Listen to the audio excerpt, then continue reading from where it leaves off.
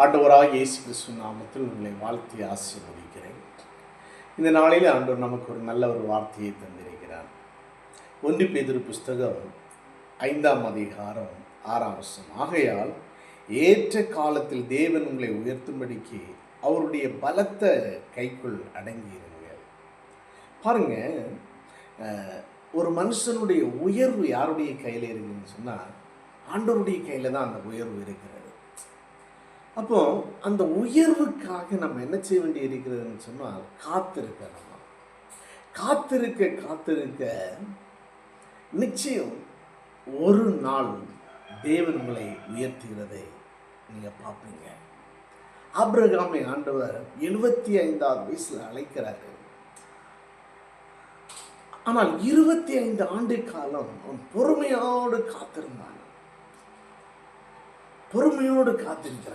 வாக்கு தந்தமான அந்த பிள்ளையை பெற்றுக்கொள்கிறதற்காக 25 ஆண்டு காலம். அவனுடைய 100வது வயதில் தான் ஈசாக்கை பெற்றுக்கொள்ள ஆபிரகாம் முடிந்தது. இதை கேட்கிற தேவனுடைய பிள்ளைகளே, இன்றைக்கு அவருடைய பலத்த கைக்குள்ள நம்ம ஏன் ஆண்டவர் நம்மளை உட்கார வைக்கிறார் என்று சொன்னால் கற்றுக்கொள்ளுகிறதற்காக.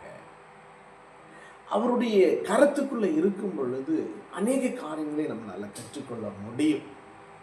துர்வேதம் சொல்லி துரிதமான வருகிற ஆசீர்வாதங்கள் நிலைநிற்கிறதா? சிலவங்க பார்க்கும் பொழுது டக்குன்னு சில தொழில் செய்தவங்க ஹை மேலே போயிடுவாங்க. அந்த எவ்வளோ தூரம் அங்கே அந்த உயர் வரி டபார்னு கீழே விழுகிறதும் நீங்கள் பார்ப்பீங்க. ஆனால் சிலவங்க தொழிலில் பாருங்கள், அடிப்பட்டு உதப்பட்டு பல பிரச்சனை, பல விதமான காரியங்கள் எல்லாவற்றிலும் அவங்க நிலை நின்று கடைசியில் ஒரு காலங்கள் வரும் பொழுது தேவன் அப்படியே அந்த வாசல்களை திறக்கும் பொழுது ஒரு பெரிய மகிழ்ச்சி அவங்களுடைய வாழ்க்கையில் உண்டாகும். அப்போ எந்த போராட்டம், எந்த பிரச்சனை வந்தாலும் அவங்களுக்கு ஒரு விசுவாசம் இருக்குது, நம்பிக்கை இருக்கும். இதெல்லாம் ஒரு பனி போல மறைந்து போய்விடும் என்று சொல்லி இதை கேட்குற தேவனுடைய பிள்ளைகளே, அப்போஸ்தலனாகிய பேதுரு அதனால் ஆகியால் ஏற்ற காலத்தில் தேவன் உங்களை உயர்த்தும்படிக்கு அவருடைய பலத்த கைக்குள்ள அடங்கி இருக்கணுமா? ஊழியத்தில் இன்னைக்கு அநேகர் பார்க்கும்போது வந்த உடனே சிலவங்க நினைப்பாங்க ஒரு பெரிய சர்ச்சை கட்டணும், வந்த உடனே இவ்வளோ ஆத்துமாக்கள் வரணும். இன்னைக்கு அப்படி தான் அநேகருடைய எண்ணங்களும் அநேகருடைய சிந்தையில் காணப்படுகிற கிரியையிலும் காணப்படுகிறது.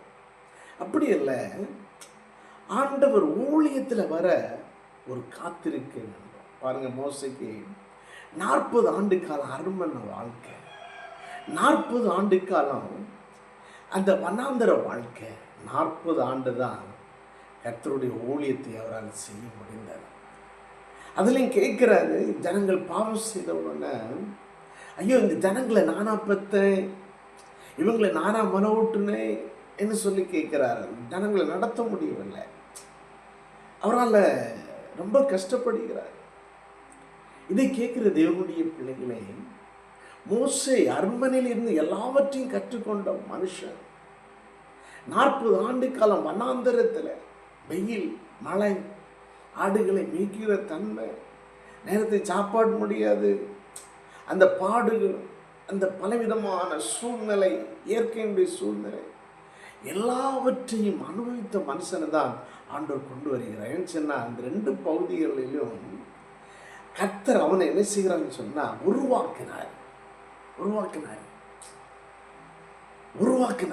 இன்னைக்கு உங்களை உருவாக்க தான் ஆண்டவர் விரும்ப. அவருடைய பலத்த கைக்குள்ளே இருந்து நீங்கள் எந்த காரியத்தை செய்யும்போது முறுமுறுக்கக்கூடாது. என் ஆண்டவர் என்னை அழைச்சார், என்னை உயர்த்துவார். ஆண்டவர் அழைச்சார், எனக்கு அநேக ஆத்துமாக்களை தருவார். ஆண்டவர் என்னை அழைத்தார், என் தொழில்களை ஆண்டவர் ஆசீர்வதிப்பார். அவன் பலத்த கைக்குள்ளே இருக்கணும். பாருங்க, இன்னைக்கெல்லாம் ஒரு மனுஷன் உயர்ந்து வருகிறான்னு சொன்னால் அவனை எப்படியாவது அடிக்கணும், நிர்மலம் பண்ணணும், அவனை அழிக்கணும்னு சொல்லி மந்திரவாதங்கள், பலவிதமான கொலை செய்கிற நிலைமைக்கு ஆட்களை ஏவி விட்டு அழிக்கிற நிலைமையெல்லாம் காணப்படும். கொடூர இந்த காலகட்டத்தில் தேவனுடைய பாதுகாப்பு என்று சொன்னால் அவனுடைய பலத்த கருத்துக்குள்ளே இருக்கணும். ஆண்டவர்கிட்ட கேட்கணும், அப்பா என்னுடைய சித்தத்தின்படி நான் ஓடக்கூடாது, உம்முடைய சித்தத்தின்படி அப்பா என்னை தூக்கி அப்படியே என்னை கொண்டு போங்க, என்னை அப்படியே என்னை நடத்துங்க ஆண்டவரே, என்னை அப்படியே ஆசீர்வதிங்க. அப்போ அவர் கொண்டு போகும் பொழுதுதான் உங்களுடைய வாழ்க்கையில் சாத்தானால் தொடவே முடியவே முடியாது. இதை கேட்குற தேவனுடைய பிள்ளைகளே, நாம் வந்திருக்கிற இந்த கடைசி காலத்தில் ஆண்டவர் நம்மளை ஒவ்வொருவரையும் என்ன ஆனாலும் சரிதான், உங்களானாலும் சரிதான், எல்லாருக்கும் ஒரு வழியை வச்சிருக்கிறார். அந்த வழியில் அவருடைய பலத்த கரத்துக்குள் அடங்கி இருக்கணும். பொன்னை புடமிடுகிறதை போல, வெள்ளியை புடமிடுகிறதை போல புடமிடுவார். அது சொத்த பொன்னாக மாறின பிறகுதான் பிரகாசிக்கப்படுகிறது. அநேகருடைய காதுகளிலும் மாலைகளாகவும் என்ன செய்கிறது, உருவாக்கப்படுகிறது. அதே போல நாம் பிரகாசிக்கப்பட வேண்டும் என்று சொன்னால் கர்த்தர் உங்களுக்கு மேலே என்ன செய்யணும், அப்படியே கரிசனையோடு இருக்கணும். உங்களை பாதுகாப்புக்குள்ள, அவருடைய சேட்டைக்குள்ள, அவருடைய பிரசனத்துக்குள்ள நாம் இருக்கும் பொழுதுதான் அநேக கற்றுக்கொள்ள முடியும். கர்த்தருடைய ஆசீர்வாதம் உயர்வை நீங்கள் பார்க்க முடியும். ஏன்னு சொன்னால் இனி உள்ள காலங்கள் சாத்தான் ஒரு பகுதியில் அநேகருடைய வாழ்க்கையில் வந்து என்ன வச்சிருக்கான்னு சொன்னால், கிளம்பு, உனக்கு எல்லாம் தெரியும் அல்லவா, நீ கற்றிருக்கிறாய், நீ புறப்படுன்னு சொல்லி அவன் இன்னைக்கு பயன்படுத்த விரும்புகிறான். சாத்தானுடைய அந்த சிந்தனைக்கு உடைய இருதயத்தை ஒப்பு கொடுக்கக்கூடாது. ஆண்டவர் எப்பொழுதும் சில காரியத்தில் ஏன் தாமதிக்கிறார் என்று சொன்னார், ஏன் அவருடைய கரத்தில் இருக்க வேண்டும் என்று சொன்னார், சுற்றி உங்களுக்கு விரோதமாக எரிச்சலின் கண்கள் அப்படி சுற்றி கொண்டே இருக்கும், பலவானுடைய கண்கள் சுற்றி கொண்டே இருக்கும்.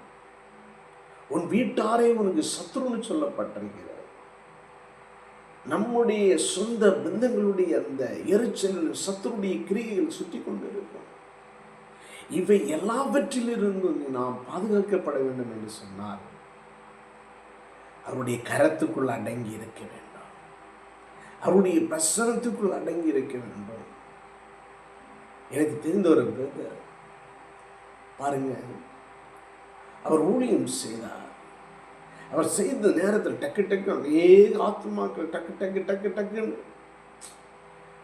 அதிகமான ஆசீர்வாத காணிக்கை எல்லாம் அப்படியே வந்துடுச்சு. ஆனால் ஒரு குறிப்பிட்ட காலத்திற்குள்ள அந்த ஊழியத்தை பார்க்கும் பொழுது கடைசியில் ஒரு ஆத்துமாக்கள் இல்லாதபடி எல்லாம் சிதறடிக்கப்பட்டிருக்கிறது. இது ஏன் இப்படி நடந்தது பாருங்க. துரிதமான சில காரியங்கள் வரும்பொழுது ஜாக்கிரதையோடு இருக்க வேண்டும். ஆண்டவர்கிட்ட கேட்கணும், அப்பா எனக்கு அந்த ஞானத்தை தாருங்க ஆண்டவர், அந்த புத்தியை தாருங்க, எனக்கு அந்த அறிவை தாருங்க ஆண்டவர், ஜனத்தை நடத்துகிற அறிவை தாருங்க, என் தொழிலை நடத்துகிற ஒரு ஞானத்தை, என் அறிவை எனக்கு தாருங்க. அவர் தரும் பொழுது உண்மை சொல்லுங்க, இடரிலே இருக்காது, பிரச்சனைகள் இருக்காது.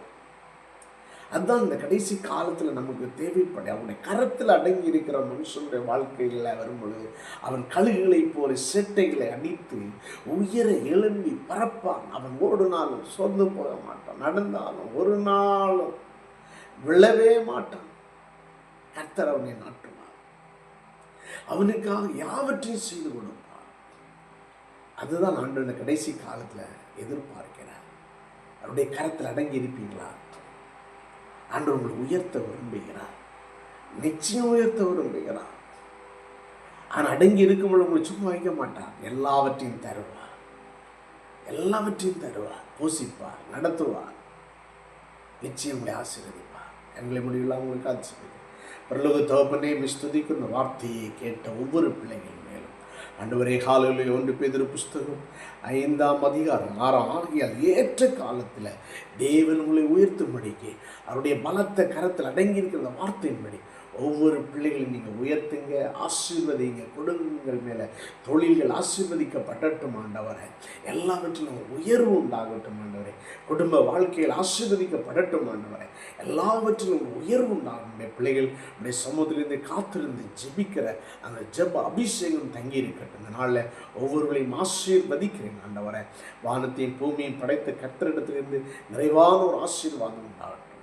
ஆமென். நீர் ஆசீர்வதித்திருக்காங்க. இயேசு கிறிஸ்துவின் ஜீவனுள்ள நல்ல தகப்பனே, ஆமென். God bless you. கர்த்தர் உங்களை ஆசீர்வதிப்பார். ஆமென்.